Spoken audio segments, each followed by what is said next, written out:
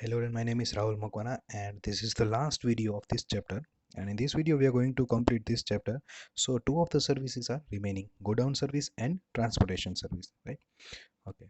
So, these two services are very easy to understand, and તમને એવું લાગશે that what a kind of topic it is. Right? So, it's very easy topic. So, please pay attention. તો તમને અત્યારે ને અત્યારે બધું learn થઈ જશે. Right? Okay, first is go down service. Go down or warehouse. You can also call it warehouse. Okay, let's see now. Go down services ની requirement શું કામ પડી હતી? After production, every product cannot be immediately sold or consumed, and hence storage becomes essential. Right. So પહેલાના ટાઈમમાં એવું થતું હતું કે આપણે તો પ્રોડક્શન કરતા હતા, જેટલું કન્ઝમ્પશન કરવું હોય, જેટલો યુઝ કરવો હોય એ રીતના જ આપણે પ્રોડક્શન કરતા હતા. સ્ટોરેજની ફેસિલિટી પહેલા ટાઈમમાં અવેલેબલ નહોતી, બટ જેમ લોકોની ડિમાન્ડ્સ વધતી ગઈ એવી રીતના પ્રોડક્શન વધતું ગયું, અને પ્રોડક્શન છે ત્યારે ને ત્યારે સેલ તો ન થઈ જાય બધું, ત્યારે તો બધું કન્ઝ્યુમ ન થઈ જાય, એટલા માટે એનું સ્ટોરેજ કરવું પડે. તો સ્ટોરેજની રિક્વાયરમેન્ટ પડી, and because of that godown services was required. Right. So godown generally કેના માટે જરૂર પડે? For preserving the perishable goods. Perishable goods મતલબ એવા ગુડ્સ જે બગડી જાય, એન્વાયરમેન્ટ કે ટાઈમ જતાં એ બગડી જાય, યા તો સિઝનલ ગુડ્સ હોય તો એવા ગુડ્સને year out throughout the year એને સ્ટોર કરવા પડે. રાઈટ. સો એવા ટાઈપનું તમારે સ્ટોરેજને મટીરિયલ્સ હોય, ગુડ્સને બનાવવા માટે તમારે રો મટીરિયલ્સની જરૂર પડે. તો રો મટીરિયલ્સ તમારે રોજે રોજ તો મગાવવાના ન હોય, તમે મંથલી યા તો હાફ મંથલી તમે મગાવતા હોય, ઓર્ડર કરતા હોય, તો તમારે 15 ડેઝ માટેનું રો મટીરિયલ્સ તમે ભેગું મગાવ્યું હોય તો 15 ડેઝ માટેનું રો મટીરિયલ તમારે સ્ટોર તો કરવું પડે ને. So that for that godown service is required. So godown service છે એ બહુ ઇમ્પોર્ટન્ટ છે, સ્ટોરેજ કરવું જરૂરી છે. રાઈટ. સો ગોડાઉનનો તમને મિનિંગ પણ આપેલો છે કે it's service way product is stored. સ્ટોરિંગની સાથે ખાલી એવું પણ ધ્યાન રાખવાનું છે કે એ પ્રોડક્ટ છે એની ક્વોલિટી ખરાબ ન થાય. એ જેવી પ્રોડક્ટ છે, જેવો એનો યુઝ છે, એનો યુસેજ એવો જ રહેશે. એની યુટિલિટી મતલબ કે જે પ્રોડક્ટ યુઝ કરીને તમને જે સેટિસ્ફેક્શન મળે ને, તો એ સેટિસ્ફેક્શન કહેવાય યુટિલિટી. તો હરેક પ્રોડક્ટની છે ને એક યુટિલિટી હોય, મતલબ કે એક લેવલ ઓફ સેટિસ્ફેક્શન હોય. તો એ સેટિસ્ફેક્શન લેવલ છે મેન્ટેન રહેવું જોઈએ. રાઈટ. એની ક્વોલિટીમાં કમ ન થવું જોઈએ. તો એના માટે આપણે ગોડાઉનનો યુઝ કરીએ છીએ. સો ટાઈપ્સ ઓફ ગોડાઉન્સ. ગોડાઉન્સમાં ઘણી બધી ટાઈપ્સ છે. ફર્સ્ટ ઇઝ ઓનરશિપ પર્સપેક્ટિવ, મતલબ કે view point. Perspective means view point. Payment of custom duty view point and usefulness view point. Let's see ownership view પોઈન્ટથી શું છે. ઓનરશિપ વ્યૂ પોઈન્ટ મતલબ કે કોણ એનું ઓનર છે.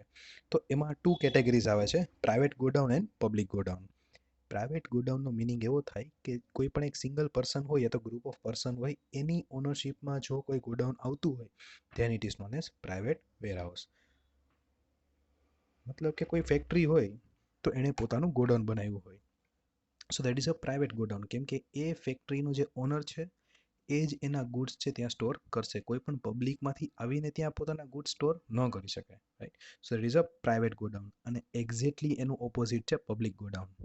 જેમ આપણે યાર્ડ ને એવું બધું હોય તો ત્યાં શું હોય કે કોઈ પણ પર્સન આવે અને જે જગ્યા હોય એ ભાડે લઈ લેવાની, ત્યાં એના ગુડ્સ છે એ સ્ટોર કરીને રાખી શકે છે. 15 દિવસમાં જે ગુડ્સ સેલ થઈ જાય પછી એને ભાડું ચૂકતે કરી દેવાનું. Right. And he can go at his home. તો એને પોતાને કોઈ ગોડાઉન પર્સનલી બનાવવાની જરૂર ન પડે, જે ઓલરેડી બનાવેલા છે તો એ યુઝ કરી શકે છે.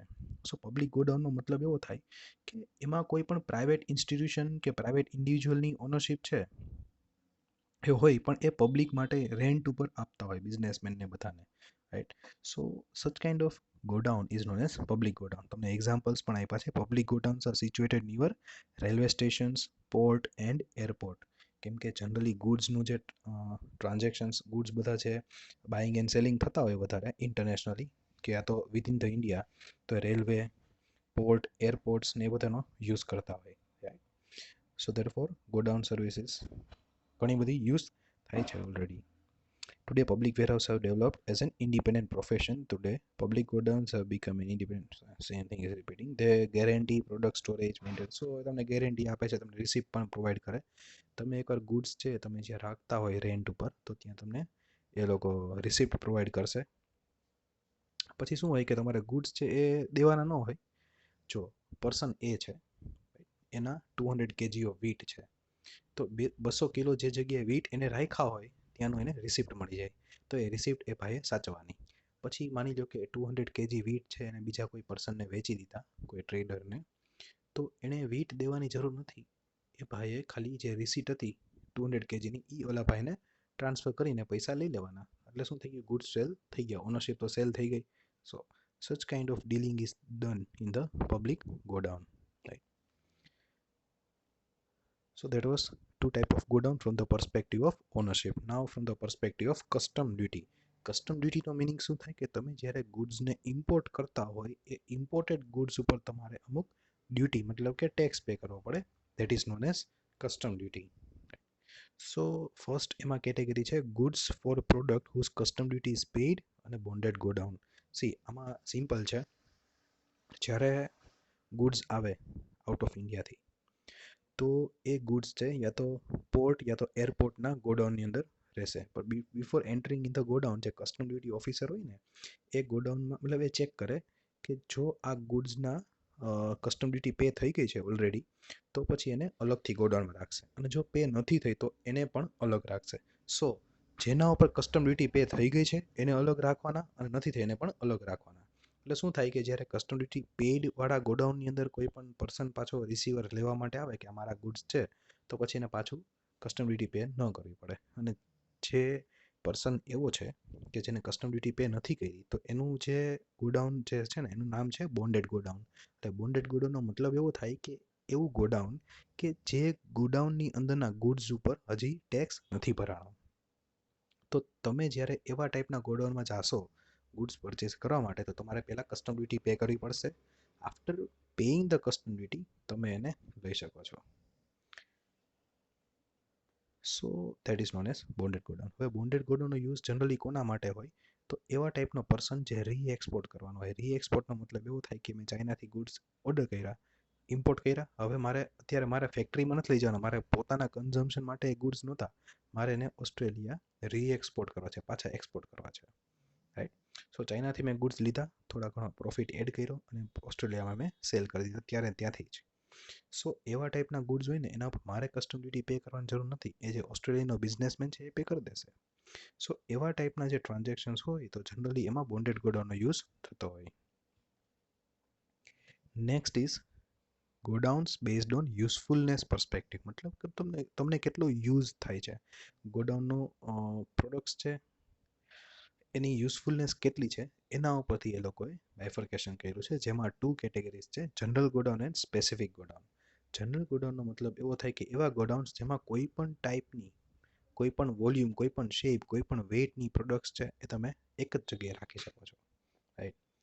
સો તમે એવું કહી દો કે એવું કહી શકાય કે એવા ટાઈપની જગ્યા કે જેમાં બધી ટાઈપના ગુડ્સ છે એ સ્ટોર થયેલા હોય, then it is known as general godown. But જો એવું ગોડાઉન હોય કે જેમાં અમુક જ પ્રોડક્ટ સ્ટોર થયેલી હોય, જો અમુક ગુડ્સ એવા હોય કે બધાને ભેગા ન કરાય, ફોર એક્ઝામ્પલ એક્સપ્લોઝિવ હોય કે ક્રેકર્સ હોય, પેટ્રોલ હોય, તો એને મેચસ્ટિક્સને ભેગા ન કરાય, ભેગા સ્ટોર ન કરાય. They both are opposite to each other. If they will get together then it will create a very big problem for all of us. સો અમુક ગુડ્સ એવા હોય કે બધાને ભેગા ન કરવાના હોય, રાઈટ, તેનાથી આપણે હાર્મફુલ, ડેન્જરસ થઈ જાય. તો એવા ટાઈપના જે ગુડ્સ હોય એને સ્પેસિફિક ગોડાઉનની અંદર સ્ટોર કરવામાં આવે. પછી પેરિશેબલ આઇટમ્સ હોય, ફ્રૂટ્સ હોય, વેજીટેબલ્સ હોય, તો તમારે એનું અલગથી કોલ્ડ સ્ટોરેજ કરવું પડે. એને તમે જનરલ ગોડાઉનની અંદર રાખી દો તો ધેટ વિલ બી પેરિસ્ડ, તો બગડી જશે, રાઈટ. સો અમુક ગુડ્સ એવા હોય કે જેને સ્પેશિયલ અટેન્શનની જરૂર પડતી હોય તો એવા ટાઈપના જે ગોડાઉન્સમાં રાખે then it is known as specific godowns. So that was all about the godown services. અગર તમને હું સ્પીડમાં રીકેપ કરાવું તો ટાઈપ્સ ઓફ ગોડાઉનમાં ઓનરશિપ વ્યૂ પોઈન્ટથી પ્રાઇવેટ અને પબ્લિક ગોડાઉન. પ્રાઇવેટ ગોડાઉન મતલબ કે ઓનર એક જ છે અને એ પોતે જ યુઝ કરે છે, એનો બીજા કોઈને યુઝ કરવા દેતો નથી, then it is known as private godown. Public godown મતલબ કે ઇન્ડિવિજ્યુઅલ એનો ઓનર હોઈ શકે બટ એ ઇન્ડિવિજ્યુઅલ પોતે કાંઈ સ્ટોરેજ નથી કરતો પણ બીજા બિઝનેસમેન અને ટ્રેડર્સને એને રેન્ટ ઉપર આપે છે ગુડ્સને સ્ટોર કરવા માટે, then it is known as public godown. Next was custom duty પર્સપેક્ટિવથી. તો કસ્ટમ ડ્યુટી પે થઈ ગઈ હોય ગુડ્સ ઉપર then it is custom duty paid godown, અને જો એના ઉપર કસ્ટમ ડ્યુટી પે નથી થઈ then it will be transferred to the bonded godown. અને એમાં રીએક્સપોર્ટ કરવાવાળા જે ઇમ્પોર્ટર્સ હોય એ જનરલી એમાં વધારે એનો યુઝ કરતા હોય. યુઝફુલનેસ પર્સપેક્ટિવ તો એમાં છે general godown and special godown. General godown મતલબ કે બધી ટાઈપના ગુડ્સ તમે એમાં રાખી શકો છો. સ્પેશિયલ ગોડાઉન મતલબ કે એમાં જે સ્પેશિયલ ટ્રીટમેન્ટવાળા ગુડ્સ હોય તેને જ રાખવાનો હોય. So as I told you that it's a very easy topic, right? Next is transportation service. ટ્રાન્સપોર્ટેશનનો મિનિંગ તો તમને ખબર જ છે, તો પણ તમને કીધો છે. Transportation facilitate transit of people, મતલબ કે movement of people goods from one place to another. એક જગ્યાએથી બીજી જગ્યાએ ગુડ્સને યા તો લોકોને પહોંચાડે, then it is known as transportation. So initially આ બધું જે છે એ animals and vehicles were used. Along with them waterways was used for the same purpose. With the modern invention the use of aeroplane began. એટલે તમને પહેલેથી લઈને સ્ટાર્ટિંગમાં જ્યારે ટ્રાન્સપોર્ટેશન સ્ટાર્ટ થયું હતું એ ટાઈમ ઉપર એનિમલ્સ અને વેહિકલ્સનો યુઝ કરતા હતા ટ્રાન્સપોર્ટેશન કરવા માટે. પછી ધીમે ધીમે વોટરવેઝનો યુઝ ચાલુ કર્યો એન્ડ આફ્ટર દેટ એરોપ્લેન્સ મતલબ એરવેઝનો યુઝ પણ સ્ટાર્ટ કર્યો. ટ્રાન્સપોર્ટેશનમાં types. First is human operated. Human ઓપરેટેડનો મિનિંગ એવો થાય કે એવા ટાઈપના ટ્રાન્સપોર્ટેશન કે જેમાં હ્યુમન બીંગ્સનું ઇન્વોલ્વમેન્ટ હોય અને ઇકો ફ્રેન્ડલી પણ હોય. સી આમાં પેડલ રિક્ષા આવી જાય. So pedal rickshaw is a best example of human operated vehicle, right, transportation. એમાં તમને હજી એક્ઝામ્પલ પણ આપ્યું છે કે કલકત્તાની અંદર પેડલ રિક્ષા છે હજી પણ એમાં લોકોને ટ્રાન્સપોર્ટ કરે છે. You may have seen in many of the movies કે આગળ સાયકલ જેવું હોય એન્ડ પેડલ મારે અને પાછળ બેઠા હોય 2 થી 3 લોકો. સો that kind of facility. So that is known as, such kind of transportation is known as human operated transportation. Next is animal operated, મતલબ કે human being જે બેઠો તો એની જગ્યાએ જો એનિમલ આવી જાય then it is known as animal operated bullock cart, horse cart. I don't need to explain much. Airways પણ તમને ખબર જ છે. એરવેઝમાં તો એરોપ્લેન હોય, હેલિકોપ્ટર હોય, રાઈટ. સો એમાં જો તમારે શોર્ટ મતલબ કે લોંગ ડિસ્ટન્સ હોય, તમારે શોર્ટ ટાઈમની અંદર ટ્રાવેલ કરવું હોય speedily, so airways is the best option. તો એના માટે રનવે જોશે એન્ડ શોર્ટ ડિસ્ટન્સ તમે ઓછી ક્વોન્ટિટી ગુડ્સના લોકો ઓછા થાય ટ્રાન્સપોર્ટ. જે વોટરવેઝ છે તો વોટરવેઝની અંદર તો ઘણા બધા લોકોને તમે ટ્રાન્સપોર્ટ કરી શકો, રાઈટ, અને હેવી ગુડ્સને પણ ટ્રાન્સપોર્ટ કરી શકો. બટ એમાં પ્રોબ્લેમ એવો છે કે એમાં ટાઈમ છે બહુ વધારે લાગશે. So if you have enough time you can go with the waterways. If you have less time you can go for the airways. પછી થોડું ફાઇનાન્શિયલી પણ તમારે જોવું પડે. વોટરવેઝ તમને થોડું ચીપર રહેશે, એરવેઝ તમને બહુ વધારે કોસ્ટલી રહેશે. સો એરવેઝ માટે મતલબ કે તમારે રનવેઝ છે એ કરવા પડે. હેલિકોપ્ટર્સ હોય તો શોર્ટ ડિસ્ટન્સમાં હેલિકોપ્ટરનો યુઝ કરે એરવેઝ માટે, લોંગ ડિસ્ટન્સ હોય તો એરોપ્લેનનો યુઝ કરશે. then it is land transport. Land transport તમને ખ્યાલ હશે, railways and roadways. I don't need to explain much. Railways છે ને રોડવેઝમાં શું એક્સપ્લેન કરવું, બટ સ્ટીલ લેટ્સ સી. રેલવેઝમાં human goods transit takes place through railways. આપણે ખબર છે હ્યુમન બીંગ્સ અને ગુડ્સનું ટ્રાન્સપોર્ટેશન થાય. Usually diesel or electricity is used for railway engine.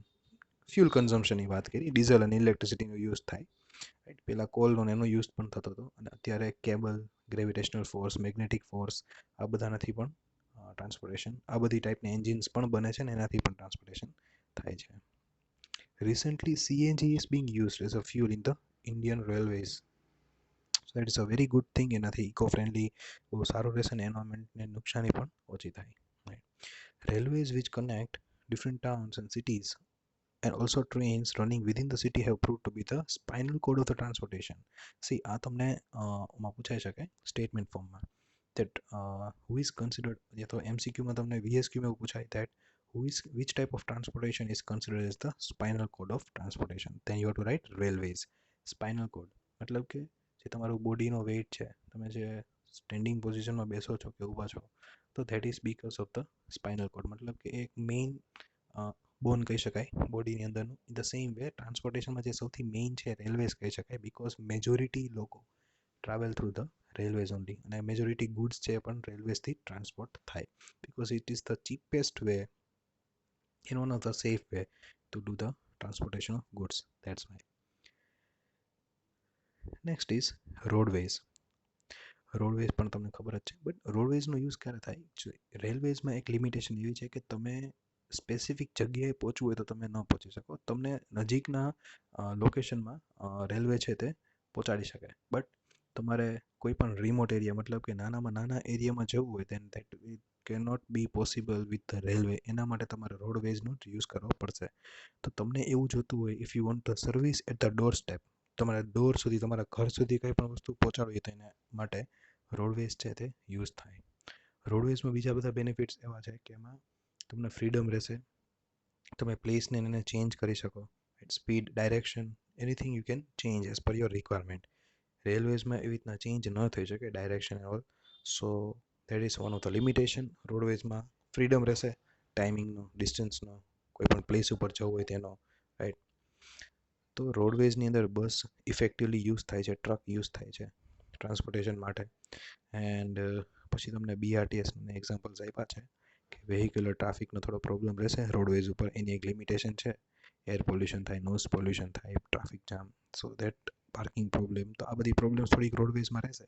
But એના સોલ્યુશન્સમાં ઘણા બધા સિટીઝની અંદર, જેમ મેટ્રો સિટીઝ છે તેમાં BRTSનું છે એક સિસ્ટમ સ્ટાર્ટ કરી છે કે જેથી વધારે પડતા લોકો છે એ રેગ્યુલર જે ઓફિસ માટે કે સ્કૂલ માટે ટ્રાવેલ કરતા હોય, કોલેજ માટે, તો એને પોતાનું પર્સનલ વેહિકલમાં ટ્રાવેલ ન કરવું પડે અને એ પબ્લિક ટ્રાન્સપોર્ટનો યુઝ કરે તો એનાથી થોડું ફ્યુલ કન્ઝમ્પશન ઘણું બધું બચી જાય અને એન્વાયરમેન્ટ પોલ્યુશન પણ ઘણું બચી જાય. So that is the roadways. Next is waterways. ટ્રાન્સપોર્ટેશનની another method is waterways. See, વોટરવેઝમાં તો સી, રિવર, લેક્સ, કેનલ્સ આ બધા હોય, બટ વોટરવેઝ છે એના ટ્રાન્સપોર્ટેશનમાં ઘણા બધા યુઝ થાય છે. બોટ્સ છે, ફેરીઝ, શિપ્સ, કેનાલ્સ છે એનો પણ યુઝ કરે છે વોટરવેઝના ટ્રાન્સપોર્ટેશન માટે. વોટરવેઝમાં ટ્રાન્સપોર્ટેશન કોનું થાય? ગુડ્સનું થાય અને લોકોનું પણ થાય, પણ જનરલી ગુડ્સનું ટ્રાન્સપોર્ટેશનમાં વધારે યુઝ થાય છે. ગુડ્સનું ટ્રાન્સપોર્ટેશન વોટરવેઝમાં સૌથી બેસ્ટ છે if you want to transport your goods internationally, કેમ કે સૌથી ચીપેસ્ટ છે and it is very safe compare to Airways. અને તમે હ્યુજ ક્વોન્ટિટી અને હ્યુજ વેઇટવાળી કોઈ પણ વસ્તુ હોય તો એને પણ તમે ટ્રાન્સપોર્ટ કરાવી શકો છો easily. So that is the benefit of waterways. Right? So compared to airways, waterways is very cheaper. So that is the benefit of waterways. Next transportation is transportation through pipeline. Right? So pipeline is used for liquid or gaseous products. Liquid ke gaseous products में तुम्हें transport करવું હોય then it is pipeline is used. So તમે city એરિયામાં જોયું હશે that CNG LPG જે gas છે તો યલો કલરની પાઇપલાઇન હોય અને ઘરમાં એટેચ કરેલી હોય, and because with the help of that you can cook the food. So that is the transportation. પછી આપણા ઘરે જે પાણી આવતું હોય so that is a liquid, તો એનું ટ્રાન્સપોર્ટેશન છે that is also being done with the help of pipeline. So pipeline is a very useful for transporting the gaseous or liquid products. થોડું ગેશિયસ માટે રિસ્કી થઈ શકે અગર pipeline proper arrange ન કરેલી હોય તો, but it is a very good way to transport the fluids. Examples આપ્યા છે. For transporting gas from Gujarat to MP and UP, pipeline is laid. Just imagine ગુજરાતથી મધ્યપ્રદેશ, યુપી આ બધી જગ્યાએ ઓઇલ અને અલગ અલગ ગેસનો ટ્રાન્સપોર્ટેશન કરવા માટે પાઇપલાઇન્સ છે તે રાખી છે. Then petroleum products are transported through pipelines in the states like Assam, Bihar, Gujarat, UP and Haryana. So pipeline માટે ગેશિયસ અને લિક્વિડ પ્રોડક્ટ્સ છે યુઝ થાય એવું તમારે યાદ રાખવાનું, right. So that was the whole transportation topic. ટ્રાન્સપોર્ટેશનનો મિનિંગ હતો કે ગુડ્સ અને લોકોને એક જગ્યાએથી બીજી જગ્યાએ પહોંચાડવું, that is transportation. Human operated આવે, એનિમલ ઓપરેટેડ, એરવેઝ, લેન્ડમાં railways, waterways and transit through pipelines. So that was the easiest topic of the two easiest topic of this chapter, go down services and transportation services. This chapter is over, right? So આ chapter થોડું જોઈ લેજો, right. Question answers છે એ class વર્કની અંદર લખી નાખજો. Thank you for and have a nice day.